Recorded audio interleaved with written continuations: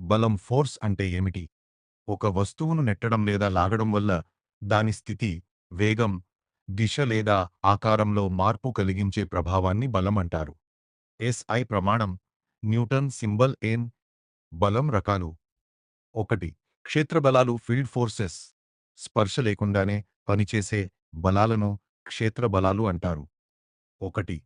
అయస్కాంత బలం magnetic force. అయస్కాంతాల మధ్య లేదా అయస్కాంతం మరియు అయస్కాంత పదార్థాల మధ్య పనిచేసే బలం. ఉదాహరణ: అయస్కాంతం ఇనుప ముక్కను ఆకర్షించడం. 2. స్థావర విద్యుత్ బలం ఎలక్ట్రోస్టాటిక్ ఫోర్స్. విద్యుత్ ఆవేశాల మధ్య పనిచేసే బలం. ఉదాహరణ: దువ్వెనను జుట్టుకు రుద్దిన తరువాత చిన్న కాగితపు ముక్కలను ఆకర్షించడం. 3. గురుత్వాకర్షణ బలం గ్రావిటేషనల్ ఫోర్స్.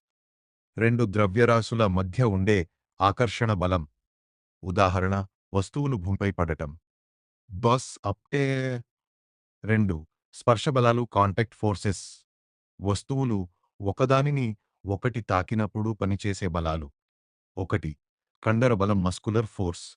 మన కండరాల ద్వారా ఉత్పత్తి అయ్యే బలం. ఉదాహరణ: బండిని ఎట్టడం. 2.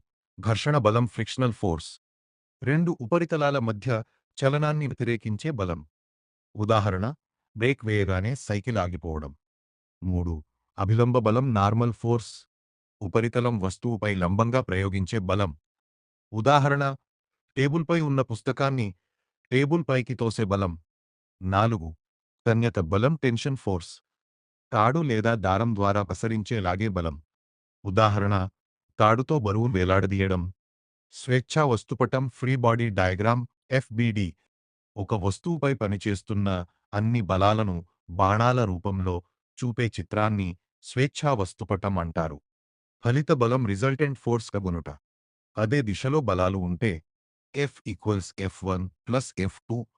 వ్యతిరేక దిశలో బలాలు ఉంటే F=F1 F2. ఉదాహరణ: కుడివైపు 10 న్యూటన్, ఎడమవైపు 6 న్యూటన్ బలాలు ఉంటే ఫలిత బలం 10, 6 4 న్యూటన్ కుడివైపు.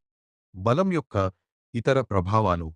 బలం వల్ల వస్తువు చలనంలోకి రావచ్చు. చలనంలో ఉన్న వస్తువు ఆగవచ్చు.